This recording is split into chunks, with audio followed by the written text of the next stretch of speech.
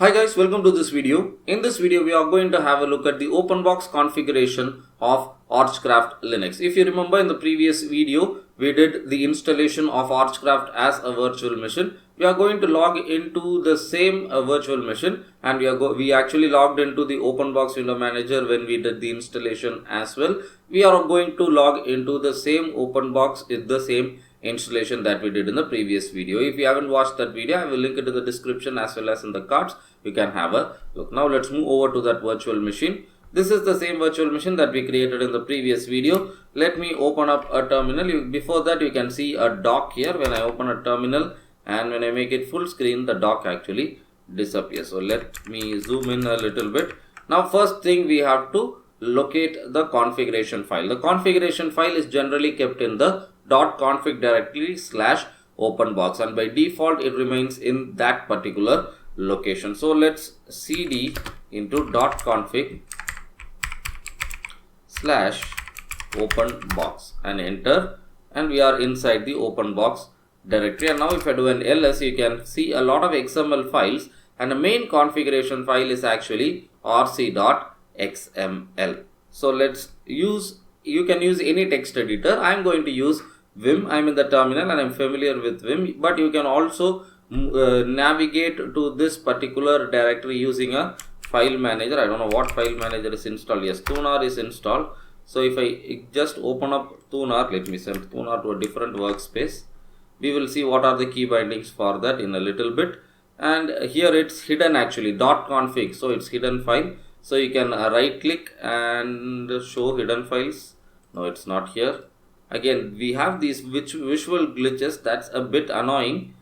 Developers must optimize their operating system to work in a virtual machine, because most people cannot actually try it out in a real machine, and then they cannot go on erasing things, reinstalling operating system again and again. So if they find a glitch like this, they are not going to continue with that particular operating system. So let's see, show hidden files. Okay. This glitch is really annoying, but I have decided to make this video, so I am going to go ahead with it. So .config is here, and here you have, again, it's very frustrating, very frustrating. Okay, and here we have OpenBox. Where is OpenBox?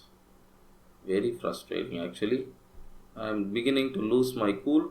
Okay, OpenBox is here, and here we go, rc.xml. So if I right click, I can open it with Genie, and I can also open it with Vim. Genie is a graphical text editor, by the way. So let's move over to the first workspace. Okay, and I'm going to use Vim and rc.xml. Enter. And here we go. This is the configuration file. So they have separated it into various sections. So when you use the left pointing chevron, the less than symbol, and the exclamation mark, then that particular line doesn't get executed. So that they have used that lines to create headings like this. So you can see resistance, focus, and this gives rules for how the focus should be. It will focus the new window, that's the first line here, and then focus last. So whenever you close a window, then the focus goes to the last window where it was focused, and then it doesn't follow the mouse. Those options are here. And then about the placement, when you open a new window, how it should be placed. And then the theme is set. The name of the theme is default for everything, but then the font changes for everything. Font doesn't change, but you can change it actually.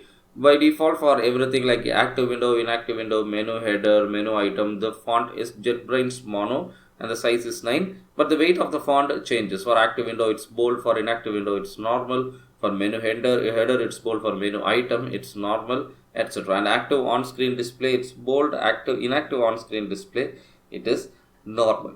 So active on-screen display is the display where I am currently working on. You can have multiple displays actually. I actually have two displays, two monitors in my real machine. So this is a virtual machine and this has only one display, but if we have multiple displays, then the font weight actually changes according to the display.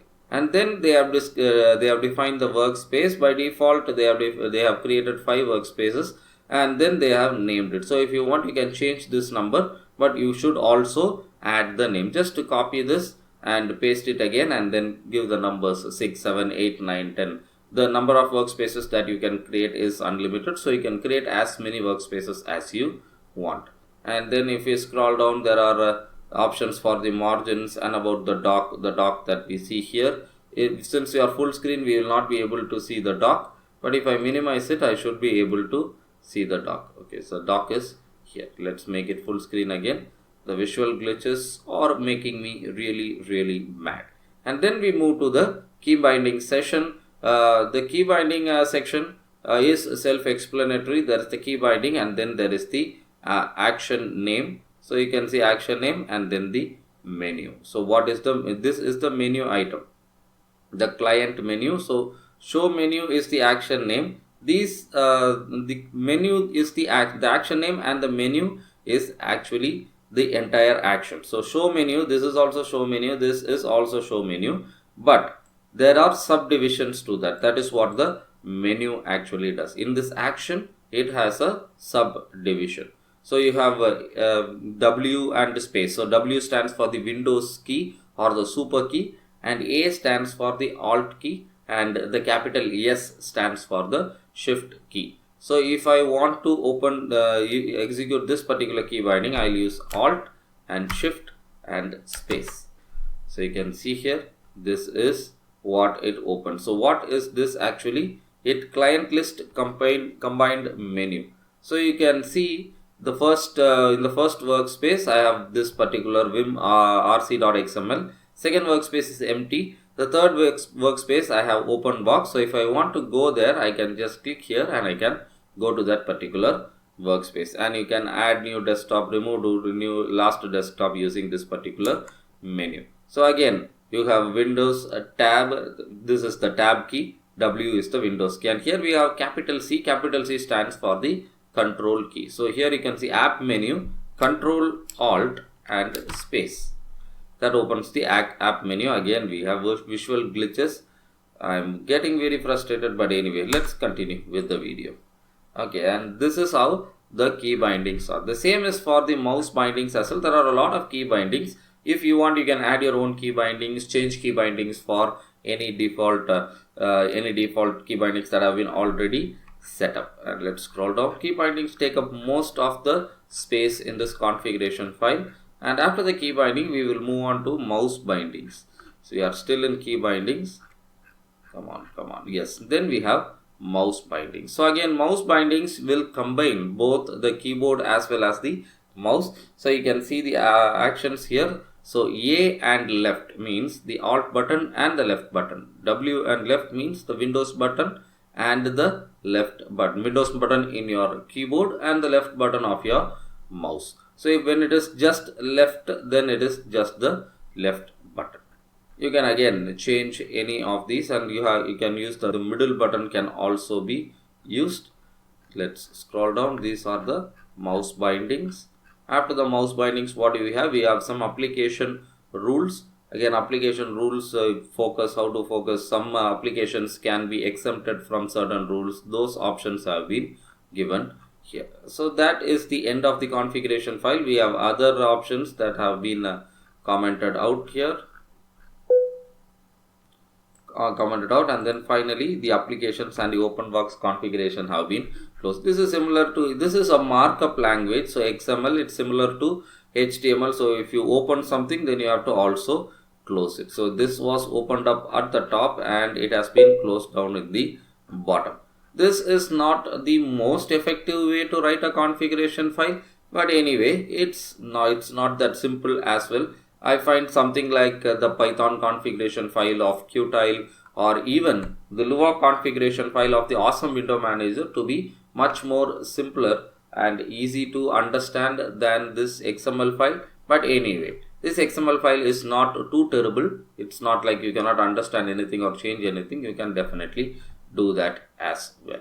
So if you have a specific need in this open box configuration file, you can definitely get it done. It is quite customizable. You can customize it to your liking. So what I would like to do is, if you have any particular request in open box, in your open box configuration file, you want the configuration of the window manager to be given a certain way, Kindly let me know in the comment section of this video, and we will see if we will be able to execute that using OpenBox. If you have a doubt, you can definitely ask it in the comment section. That's it for this video. Thank you for watching. If you like this video, hit the like button. If you didn't like it, hit the dislike button. If you have something to say about this video or any request about customizing OpenBox, you can mention them in the comment section. If you think that this video will be useful to somebody, kindly share this video. Most importantly, don't forget to subscribe to this channel. Thank you for watching. Have a nice day.